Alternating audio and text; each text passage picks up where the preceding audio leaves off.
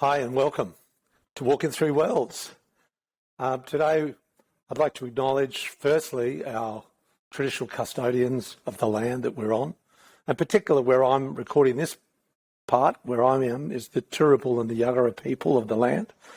I pay all my respects to the elders past and present, and elders that have come from far and wide, from all around the globe, to make this place their home. And I pay deep respects to the First Peoples of this land, particularly the Australian Aboriginal people, and of course the Torres Strait Islander people. Now today, in Walking Through Worlds, we've got a beautiful guest, Natalie Lazaroo, and I'll give you a little quick overview for those who don't know who Natalie is, and I'm just getting to know her now. And Natalie is a Kristang woman, and what that means, she can unpack that. It's a group of mixed Portuguese and Malaccan descent, originally from Singapore, where Kristang was a constant negotiation of identity, culture and place, especially as an ethnic minority group. Natalie moved to Brisbane in 2009 to pursue higher education and ended up staying on as a permanent resident. Home is an interesting and slippery term for her, often feeling a sense of it in both and neither. Natalie now works as a lecturer in education, where her teaching areas are in drama, the arts and English. And also, specifically, we're going to talk about applied theatre, something she's really passionate about. Her research focus is in that area of socially engaged performance more broadly, as well as in cultural citizenship and public pedagogy. Natalie, welcome That's to a Walking Through mouthful. Worlds. It is. Well, Thanks, Greg. You can expand a little bit more on there. There's a lot to digest there, but welcome. Thanks, Greg. Cultural citizenship and public pedagogy, and then we'll go back to Kristang. What is cultural citizenship and public pedagogy? Yeah, so I'll talk a little bit about cultural citizenship. It's quite a complex, I guess you could think about a theory, but if you think about citizenship, we always think about, your rights as a citizen to vote and things like that. But I guess there's some people, even though they might be citizens, there's a sense that they're not really given that full gamut of citizenship rights, or they're not recognized in some way. And a lot of that has to do with their cultural groupings or their cultural identities. And so how they, as, marginalized, to use that term in some way, from the full range of citizenship rights, find ways to embed themselves as citizens in a country. And so for me, while cultural citizenship obviously relates to a cultural identity, I think that term has been expanded to include things like people from lower socioeconomic backgrounds, or, early migrants and things like that. So it reminds me of what happened to First Nations here, because they didn't get any sort of citizenship till 1967, through the referendum, which is sad. They were a people of their own land, and, the British came in and sort of said, well, you're not really a citizen, and they treated them pretty badly, which, viewers and listeners can hear a lot of the episodes about that discussion. Did that same problem happen with, well, actually unpack Kristang, and then we'll probably talk more about how that links to your understanding of and learning of cultural citizenship. So Kristangs. Yeah, so Kristang or Kristang is sort of a term given to those, especially in Singapore and Malaysia, who have come from that Portuguese settlement in Malacca, especially because there's still currently a Portuguese settlement in Malacca where a lot of my relatives live as well. And so I guess we have been descended from that intermixing of the Portuguese who sort of invaded Malacca at the time, and then and with the local Malaccans and the local Malayans at the time, and then sort of, I guess we are their descendants. And so we're, I guess the English term that's been used is the term Eurasian, but for me that's always a very weird term, because people think Eurasian is, one parent is European and one parent is Asian, whereas my parents, were all Eurasian.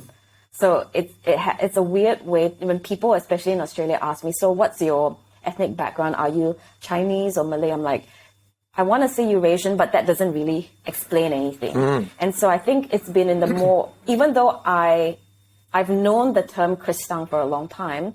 I think it's only been very recent that I started to actually adopt that term to describe my cultural identity. And it's funny, when I didn't even know of the word, so it's like I've never heard of it until you put it in your bio and sent it to me. And then I did a lot of research around it. And it's funny because it all interfaces with really the understanding of even this continent that we're all on now, this big block of land that is so-called Australia, that the Portuguese, even before the Dutch, were probably navigating our waters because they were already had a settlement up there in Malacca, and around Malaysia and around that Singapore. So they had ports there. And in Nick Brodie's book called 1787, which is all unpacked in episode 15 for those who are interested, Nick Brodie, an Australian historian, wrote about the first 300 years before colonisation, up to 1787, the book's called. And the Portuguese had such an influence in sort of exploring that they even had the maps that they created, which are some of the maps that obviously the explorers like James Cook used, those early Portuguese maps. But there's no real, there's nothing that tells you that Portuguese arrived here. And I've dug around online and found this thing where there is a theory about the Portuguese discovered Australia. And some people even would struggle with that. But it's funny because a lot of people don't even know that connection between the Dutch and Australia. You go to Western Australia and over there in Shark Bay, I think it is, there's a plaque in the middle of the road and it says, at 1616, this is where Kirk Hertog arrived as a young seaman, a Dutch seaman, trying to trade with the local people. And I think they know that it was 1606, I think, when they know that the Dutch arrived. But before all that, even 100 years before, it is possible that in 1530, the Portuguese were already here, potentially trading, mapping, and doing a lot particularly around the west coast up northern Australia, So I wasn't aware that the Portuguese had such a connection to this land. And for a lot of people, they're not even aware that the Dutch had even called it New Holland. They'd called Tasmania Van Diemen's Land. So there were all these sort of stories about the Dutch. And as I'm reading about the Kristang, the Dutch and the Portuguese are also part of the lineage within some Kristang's heritage, aren't they? The Dutch and the Dutch Portuguese. Yeah. And also Jewish. There's a very strong Jewish connection. I noticed within the Kristang population or their ancestry, it's quite mixed, isn't it? There's Indian as well. There's Malay. And that's why it's hard to actually define it. Yeah. Because I do definitely have Goan ancestry as well. So even the Portuguese were in Goa, over in Goa. So all that sort of trickled down to my family, I guess. So you're a walking embodiment of intercultural existence. Yeah. So now back to public pedagogy. So unpack that for me, or for our listeners as well. Yeah, so when we think about pedagogy, we always think about what happens in the classroom. So what does pedagogy mean? What is its definition? It's basically to describe that sort of practice of teaching and learning. So what happens, practice of teaching and learning. And we always think about how education tends to happen in the classroom, or pedagogy happens in the classroom. But how can that sort of learning in the classroom be then translated into a more real world kind of civic mindedness or civic engagement? So, taking it out of the classroom. Into the broader community and and that sort of civic mindedness and civic engagement in a wider sphere other than just contained in the classroom. So is that something you do with, how does that connect to your applied theatre that is sort of your research passion? Yeah, so one of the projects that I've been involved in for a long time is back home. Well, I use that term home again very, very loosely, back in Singapore. And I've been involved and I've been connected with this group since the end of 2016. And they're a group, it was a grassroots group that emerged because a young woman named Dizati, and I'll just acknowledge her because we've worked really well together and she's an amazing young woman, young Malay woman.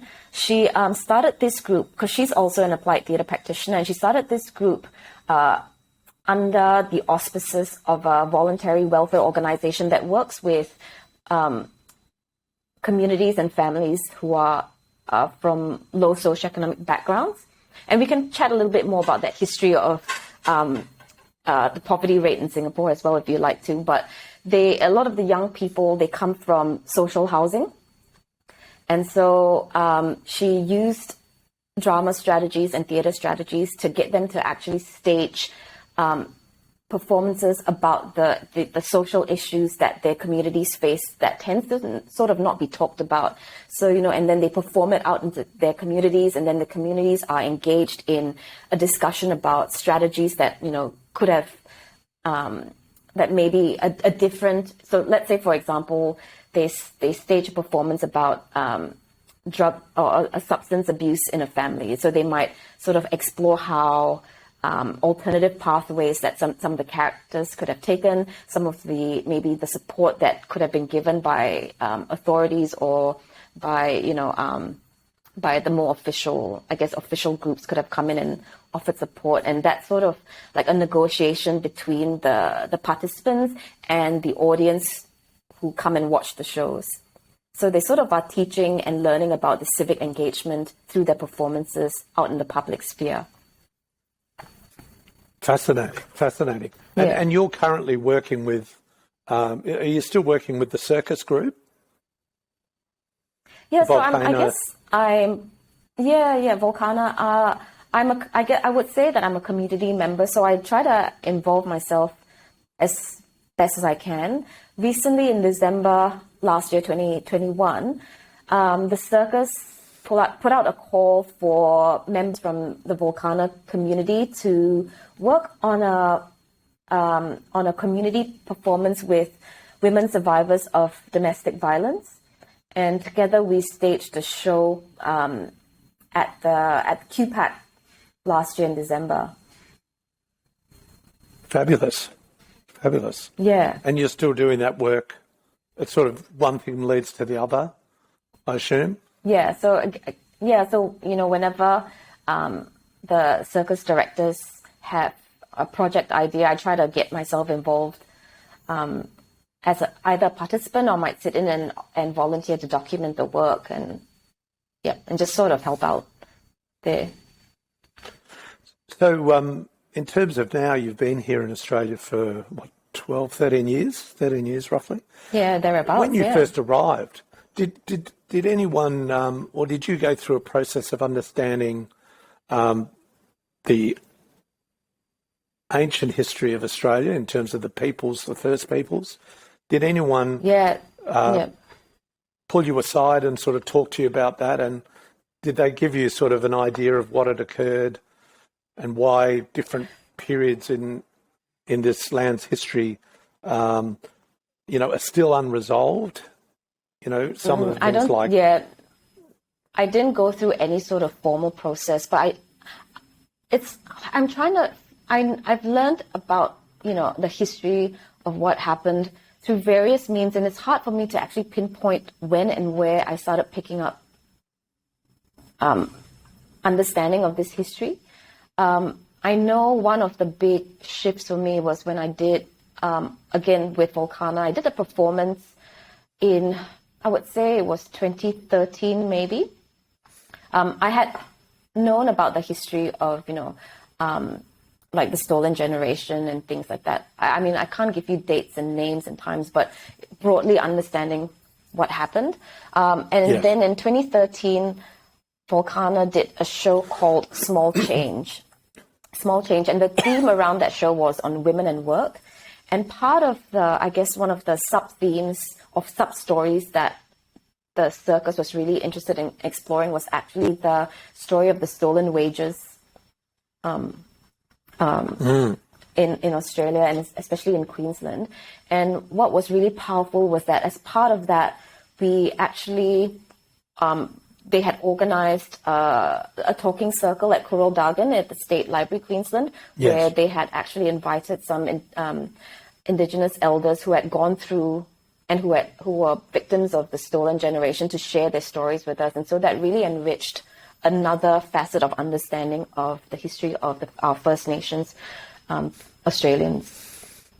Do you think a lot of people get exposed to the history, like when they come, it's not really spoken about, is it? Or the shared histories too, because there is that prior history and the sort of the eventual rolling out of the settlers and taking over land that wasn't theirs, but then also the arrival of the colonists, and the convicts and, the free settlers and the agriculturalists. There's not a lot ever really spoken about that, is there? Yeah, and even during that time when we were working on the show, when we were having little group discussions, and a lot of the women who had grown up in Australia and had gone to school in Australia were saying that they had never been taught a lot of these things. It's one of the issues in Australia, is getting this history out there to truth tell, to tell the truth about what occurred, and not lay any guilt on anyone, generationally, but to understand and acknowledge this happened, because I don't think we'll ever heal this, particularly unless we can talk about it in schools. I know there is more being done, so it's not like it's not happening. It is slowly permeating, but, it's always the view that Australia was sort of discovered, but it was taken over, and it's never really resolved its relationship, with First Nations people. On that, have you heard much about the Uluru Statement of the Heart? Is that something that's come onto your radar, that came up in 2015 around, the centre of Australia? They took 300 elders out and put a statement together to try to reconcile, the differences between the white settlers, and themselves. Have you ever dealt with anything around that, or have you had any? And it's okay to say no. Yeah, I think the big shift for me was, when officially the name was given back. I think that was a major turning point as well. But no, to be honest, I didn't know about the statement from the heart. I did have a short read, and I think, for me, I think it's about, listening, letting the leadership come from the elders and from First Nations people, and for us to listen. That's absolutely a perfect answer. I think that's what the elders would like us all to say, to listen. And, I don't think politically the government's not listening a lot to them, because there wasn't a great response from the incumbent political party at the time to acknowledge that. But it's, it's a slow progress, but I do think change will occur, because if you stop and look at what's occurred even since the 90s, like around 97, 98, when the Stolen Generation report came out, even though it's a slow sort of burn, so much has changed in terms of really assisting, First Nations people, particularly in the arts. Like, they are very active in music and theatre and drama and film, and they can tell their stories through those processes. So do you find that theatre and music and arts is a great way of sort of telling stories and getting the truth out there? I think just the arts in general, because it connects to the humanness of things. And like when I mentioned that story of the stolen wages, we use the arts to, share the story out there. And of course and part of that is there's also a negotiation of who tells those stories on stage, right? Like, like who has the right to retell stories that have been told to us. And so, again, is there leadership by First Nations people in that process And that's, beyond just Indigenous issues. That's, including things like disability, including things like cultural diversity. Again, like who's there being represented on stage, and whose stories are we listening to, or whose stories are we watching, and who's telling them. I think that's a big discussion and big question that needs to be had constantly. Yeah, that's so true. It's who's in control of the narrative. Yeah, exactly. Yeah. And again, also, do we constantly rehash? There's a lot when we thinking about applied theatre. There's a lot of that discussion of, do we just focus on the sad bits, or do we do address the challenges, or the negative bits, but is there also space for stories of empowerment and celebration to be shared on stage? Because if not, again, the discourse that's coming out of that applied theatre is, or are we just retelling the trauma over and over again? And that's one of the, they had to go through that, I suppose, because the opportunity to have a platform to share those stories. But you're right. I think, not that I've watched a lot of NITV, but when I have, what I enjoy is when I see the comedy, when they're able to, an Aussie term, take the piss out of themselves, so to speak, to be able to laugh at themselves and of their own ability to lighten it up and not all be too heavy. Because you're right, if they keep talking about the negatives and they keep recycling those bad stories, and not saying they should never not be spoken about. Exactly. But a lot of people, I mean, I know a lot of my, I'll call them our white European friends, the British friends, they have, I'll say to them, but this really happened, this is, and they go, oh yeah, but they've just got to get over it. Yeah. And I say, well, that doesn't help. Yeah. And that's not really an appropriate sort of reaction, but it is a reaction that continues, because you see it rise up every year around the pointy date of Australia Day, Invasion Day, Survival Day. Yeah. It's a crunching point, keeps raising. Did you in your Kristang sort of heritage, is there any trigger points over there that get people in Singapore upset about? One part of the community has a different view of the history. It's nothing as significant or strong as the date, the 26th of Jan date. The one thing that I think when I was growing up in primary school, and it's still to this day, the notion of race is such an official thing in Singapore policy documents. And they use the term race as opposed to, let's say, ethnicity or cultural identity or something. And it's a very hard concept. So, your race in Singapore is either you're Indian, Malay, Chinese. That's the majority makeup of the population, of the citizenry. And I remember in primary school, we always had to tick off on schools what our race was. And at the time, I constantly had to tick other, because they only recognized the 3 race groups, the official race groups, I would say.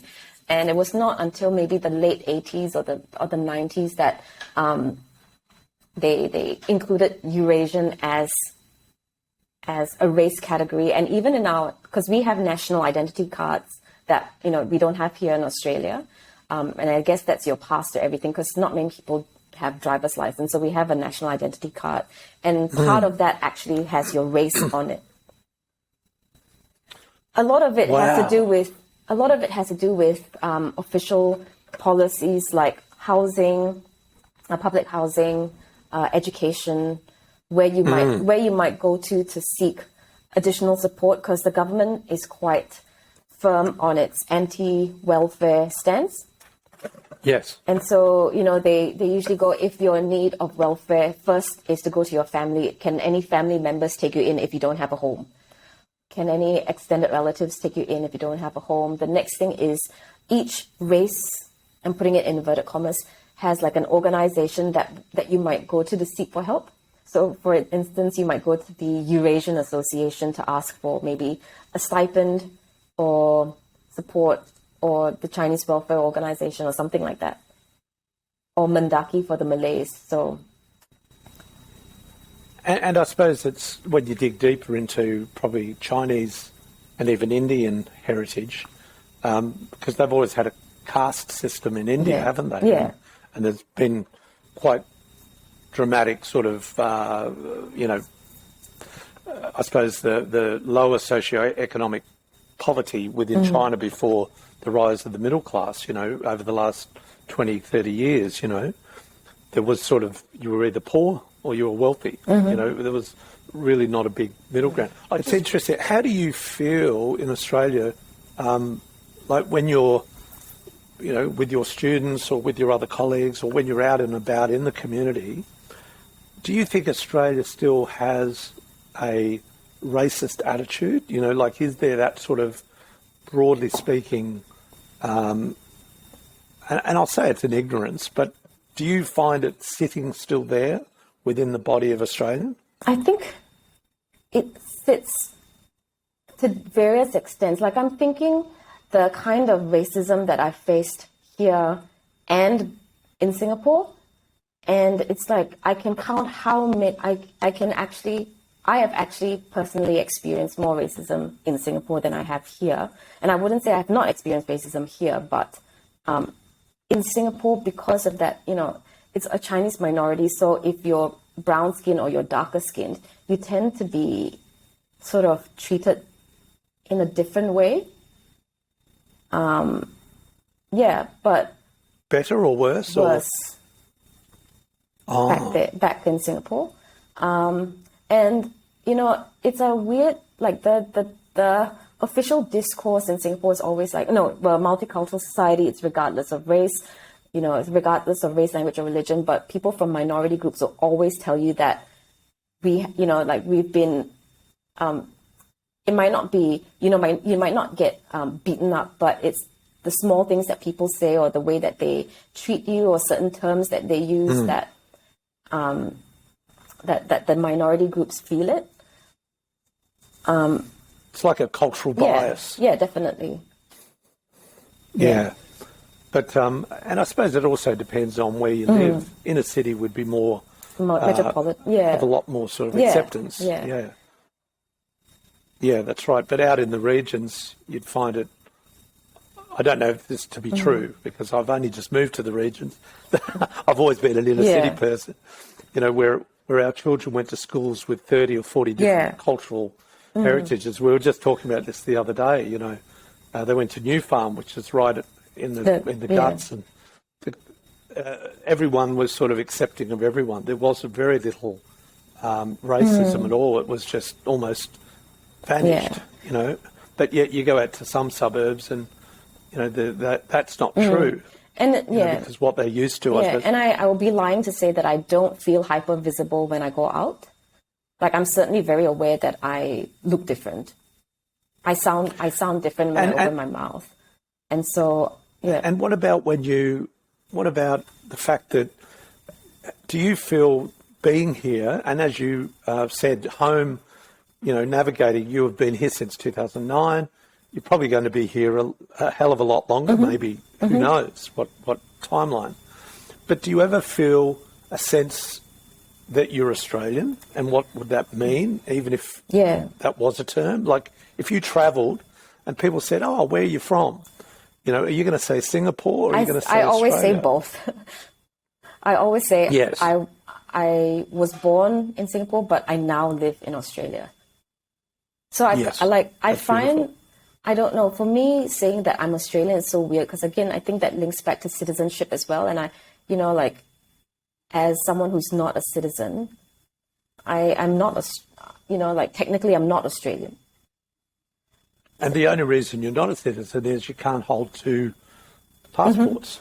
So you don't want to lose your citizenship of where you've been born and raised and your family and all your networks, and then move to another country. You don't want to give up. And that's totally understandable. Yeah. But I suppose in terms of race, what I love is that someone said, we need to get over this thing, race. We're all part of only one race, and that's the human race. And we're all in this together. Yeah. It's sad when people do build these fences around ethnicity and religion and beliefs. You know, it is sad. Yeah. So has that got anything to do with, back to that original question way back, citizenship, part of your cultural citizenship? Is all of that and having that sort of heritage give you a deeper understanding of that topic? Yeah, I think for me, it's also finding other groups who may not share the same culture, and heritage as me, and sort of how they navigate this terrain, and learning from them and understanding where they are coming from. Because, like being an ethnic minority and being a Kristang growing up, a lot of other Kristang kids tended to go to Catholic schools. Whereas I went to like a state school, and so I didn't have any Kristang friends growing up, except for the ones I would meet in church when I used to go to church. But it's always, growing up has always been, I always had friends from different cultures because I was the only one from my, who was Kristang in school. And so you're sort of like having to, you interact with other people, and you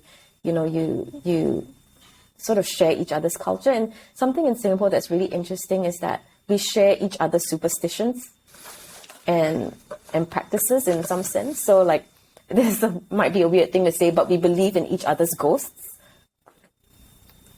Wow. Yeah. Isn't that interesting? Wow. I haven't heard that term before. That's interesting. So expand that, unpack that a little bit. So like ghosts, superstitions and ghost stories are almost like a staple in Singapore. Kids grew up reading books like the Singapore ghost stories.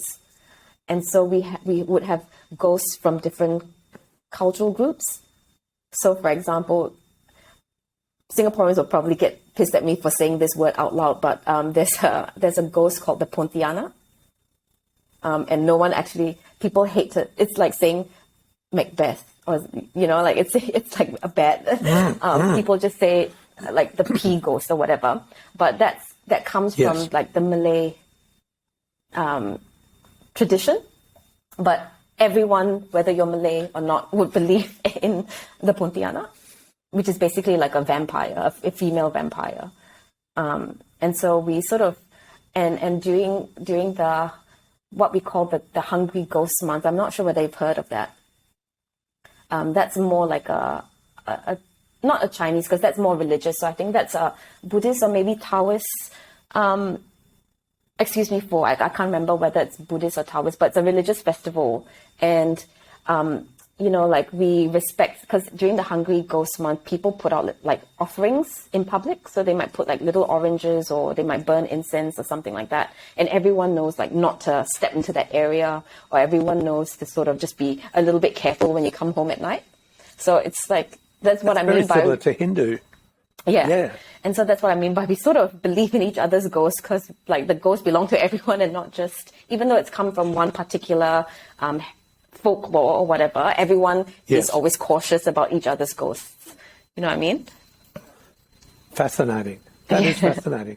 And it's interesting, as I've met more and more First Nations people, because they have similar traditions culturally, and, they're always, you don't hear about this, but, they talk about these other spirits, these other beings as ghosts. And same with Pacific Islanders, the Samoans, and they have ghosts, that they really firmly believe in. But they don't have ceremonies around those. Maybe they did in prior times to colonisation. Maybe it's possible, and the church sort of said, no, you don't do that. And maybe they lost it through their own. But it's interesting. It makes sense, though, when you think about our own growing up. It's almost like the supernatural world is how to deal with the unknown, in the dark, and, those things from shadows, and, could they exist? Could they not exist, Fascinating. So how, as an educationist, how would you suggest we educate people more about Australia, how to unite it and heal it, in terms of its history? As an educator, have you got sort of ways, what we're doing is that one part of it. But, and I think, what you said originally about listening in terms of First Nations stories, but it's equally, like I have a convict story. I'm really not ashamed of that.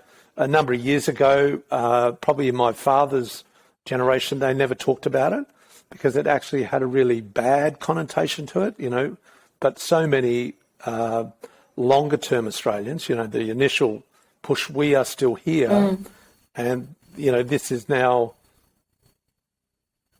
our land as much as the First Nations, even though we acknowledge that it was stolen. We acknowledge that our ancestors didn't even know what they were doing in some cases because it was a British way all around the world, and it was a French way, and it was a Portuguese way, to just take land and pretend that the people on there were just savages, and that because they didn't build a monument, they hadn't built a great pyramid, or they hadn't built a cathedral, therefore it's just ours to take, What's any thoughts on that? How we and can I best think, do that? you mentioned before, it's a long process, right? It's not going to change overnight, but I think I want to borrow from something that one of my supervisors, my PhD supervisors, and it links back to that applied theatre, and it talks about the little changes. It's a theatre of little changes. So what are the little changes we can make, let's say in the classroom?